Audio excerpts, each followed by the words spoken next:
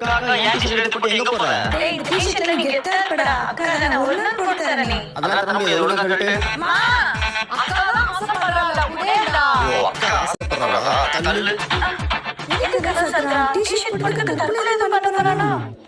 டேய் அவசரப்பட்டு. என்னமாச்சு?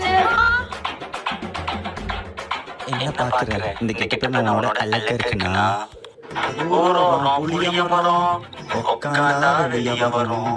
அது நீங்க நாய் வரும். நாய் கண்டல நோய் வரும். சூப்பர் பொண்ணா பார்த்தா அழகா இருக்கடா. இப்ப அக்கோட ட்ரெஸ் எப்படி சூப்பர் வந்து பாருங்க.